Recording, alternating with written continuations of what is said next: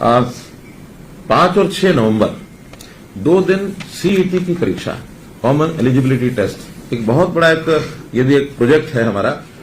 11 लाख ऐसे फॉर्म्स भरे हैं हमारे जो परीक्षा देने वाले परीक्षार्थी हैं अपनी नौकरी के लिए। ये ग्रुप सी के लिए किया जा रहा है। तो ग्रुप सी में +2 के जो विद्यार्थी हैं, +2 पास जिन्होंने किया हुआ है वो एलिजिबल हैं, उन्होंने एग्जाम देना है। तो 5 और 6 5 और 6 2 दिन। इसमें सारे प्रदेश में लगभग 2000 सेंटर हमने उनको ऑफर किए हैं। अब जो कंपनी है वो 2000 का उपयोग करती है या कम में काम चलाती है।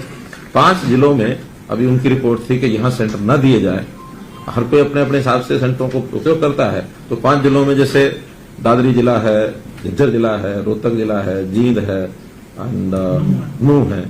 तो ऐसे 5 जिलों में सेंटर वो नहीं बनाएंगे, बाकी सब 17 जिलों के अंदर ये सेंटर बनेंगे 4 शिफ्टों में, 2 शिफ्ट 5 तारीख को, 2 शिफ्ट 6 तारीख को। ये 5 जिले सर कंपनी के कहने पे है या अपनी कोई? हमारा भी उसमें, हमारा भी पुराने हमारे जो HPSC और हमारे जो स्टाफ सिलेक्शन कमीशन उनकी भी जो रिपोर्ट्स हैं और हमारा स्कूल एजुकेशन बोर्ड उनकी भी रिपोर्ट्स हैं। इन जिलों में नकल के चांसेस ज्यादा होते हैं। एक ही मात्र कारण है और कोई कारण नहीं है। हमने हालांकि कहा कि उसमें से जो अच्छे सेंटर्स हैं, नकल नहीं होती है, उनको लगाया जा सकता है। लेकिन इस बार तो अभी पूरा जिला छोड़ा है। अगली बार में हम ऐसे कुछ स्कूलों को छांटेंगे जहां इस प्रकार की प्रवृत्ति नकल की नहीं है। अब क्या होता है कि इतने सारे सेंटर्स पर जब ये काम किया जाता है तो कई बार पुलिस के नाते से हम पुलिस लगाते जरूर हैं, लेकिन अनटुवर्ड कोई इंसिडेंट हो अच्छा नहीं है। Let us play safely. तो उस नाते से हमको उन जिलों में भी न करके, बाकी हमारे पास हैं सारे सेंटर्स हैं। एक जिले से जो परीक्षार्थी देने वाला है वो दूसरे में या तीसरे में जाकर के देगा। बहुत दूर नहीं ले जाएंगे, आसपास का एडजॉइनिंग या adjoining to adjoin, next adjoining, उसी 2 जिलों में। इसके लिए ट्रांसपोर्ट की व्यवस्था उनका सारा उन्होंने अपना सिस्टम बना लिया हमारे परिवहन विभाग ने, कि सबको ट्रांसपोर्टेशन पर उनका प्रवेश कार्ड दिखा करके जाने की अनुमति होगी। और डिस्ट्रिक्ट टू डिस्ट्रिक्ट रोडवेज की बसें चलेंगी। डीसीज को हमने कह दिया लोकल ट्रांसपोर्ट, चाहे वो स्कूल की बसें भी क्यों ना हो, तो जो नोडल सर्विस है वहां की, क्या उसको बोलते हैं नोडल सर्विस, शटल सर्विस, जो सेंटर्स हैं भिन्न भिन्न, तो वहां का डिस्ट्रिक्ट हेडक्वार्टर का जो डिपो है, वहां से जहां सेंटर है वहां तक भी बसें वो चले 2 दिन। बल्कि मेरी तो अपील जनता को ये रहेगी कि इस 2 दिनों में 5 और 6 तारीख को ट्रेवलिंग बसों के द्वारा कम से कम करें। इन विद्यार्थियों को, इन परीक्षार्थियों को परेशानी नहीं होनी चाहिए, हर कोई समय पर परीक्षा देने पहुंच जाए।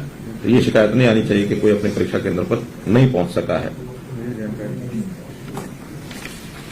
पहली बार ये प्रयोग हो रहा है। एडमिट कार्ड दिखा के यात्रा करने मीनिंग को किराया नहीं देना? नहीं, एडमिट कार्ड दिखाएंगे, कोई किराया नहीं देना, ना आगे शटल सर्विस में देना, ना यहाँ देना। और कंपनी ने यह कहा कि उसका रिजल्ट वो 1-1.5 महीने के अंदर अंदर वो दे देंगे। अर्थात अपेक्षा है कि 15 दिसंबर तक वो इसका रिजल्ट दे दें।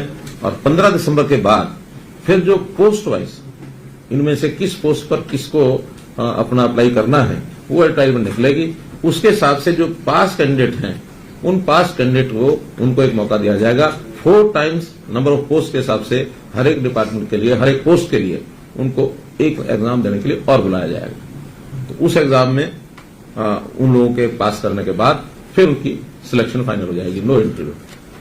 इसके बाद ग्रुप डी का भी ये सारी प्रोसेस होने के बाद लगभग 6 महीने इस प्रोसेस में लग जाएंगे। फिर ग्रुप डी का एक और एग्जाम इसी प्रकार से लिया जाएगा।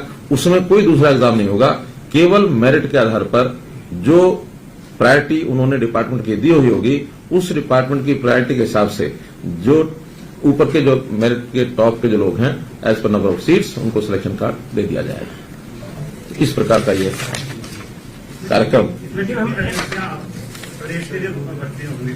हाँ जी, इसमें जो लाखों बच्चे इसमें लेंगे, उसमें कितनी भर्तियां हमारे प्रदेश के बच्चों के लिए? नहीं, ऐसा कोई इसमें कोई वो रिजर्वेशन नहीं है। हाँ, ऐसा नहीं है। जो जिन्होंने फार्म भर दिए हैं, 11 लाख ने फार्म भरे हैं। हाँ, तो 11 लाख से ऊपर लोगों ने फार्म भरे हैं और उसमें जो हाईएस्ट मार्क्स के होंगे, उन हाईएस्ट मार्क्स के लोगों को अगले जो नंबर ऑफ सीट्स होंगी, उन सीट्स के हिसाब से उनसे फिर एक ऑप्शन ली जाएंगी और उस ऑप्शन में जो आएंगे, जितनी सीटें हैं 4 टाइम्स का उसमें एग्जाम लिया जाएगा। ये तो हमारा ग्रुप सी का हो। ग्रुप डी का हम अगले साल लेंगे 6 महीने बाद। हम ये भी कहते हैं कि ग्रुप सी का सीईटी भी हर साल होगा। हाँ, हर साल होगा, ये भी हर साल होगा, वो भी हर साल होगा। लेकिन 2 बार होगा। अब इसमें इस बार पहले ग्रुप सी का कर रहे हैं, बाद में डी का करेंगे। दोनों एग्जाम लेने के बाद अगली बार फिर तय भी कर सकते हैं कि इसको पलट भी सकते हैं, पहले ग्रुप डी का ले लेंगे फिर सी का ले लेंगे। लेकिन अब सी वालों में जो +2 होते हैं वो सभी भरते हैं, और सी वाले में तो दोनों भर सकते हैं, दोनों +2 के भर सकते हैं। डी में दोनों भर सकते हैं, डी में तो 10वीं पास भी होगा और +2 भी होगा और उससे ऊपर के भी सब लोग होंगे। तो बहुत से लोग कॉमन भी हैं जिन्होंने सी भी भरा है, डी भी भरा है। तो आज जो सी वाले हैं वो तो सब जाएंगे, बाद में जो डी वाले हैं उन्हीं का एग्जाम उसमें भी दिया जाएगा। ग्रुप सी में इंटरव्यू होगा? नहीं, इंटरव्यू नहीं होगा, न सी में होगा न डी में होगा। थोड़ा सा क्लैरिफाई, ग्रुप सी में जो अब पेपर पास करेगा, जब ग्रुप डी की भर्ती होगी तो ग्रुप डी का सीईटी जो होगा वो उसको बैठना पड़ेगा ना? हाँ, बैठना पड़ेगा। तो ग्रुप डी का ही टेस्ट उसको पास करना हाँ, पड़ेगा। हाँ। जो अगर ग्रुप सी का भी वो पेपर दे रहा है, पास हो या ना हो, अगर उसने डी का भी देना है तो डी का एग्जाम दे सकता है। लेकिन डी का एग्जाम वाले ही डी में नौकरी में जाएंगे, सी वाले डी में नहीं जाएंगे, डी वाले सी में नहीं जाएंगे। एग्जाम दोनों का अपना अपना होगा। वो 3 वर्ष तक इसी फीस में जितने एग्जाम देने सारे दे सकता है। किसी ने इंप्रूव भी करना है, मानो इस बार नहीं वो पास हो सका या उसके अंक कम रह गए, 4 टाइम्स में भी उसकी बारी अगले एग्जाम उसके लिए पोस्ट के लिए नहीं आई, if he wants to improve it तो इम्प्रूव कर सकता है।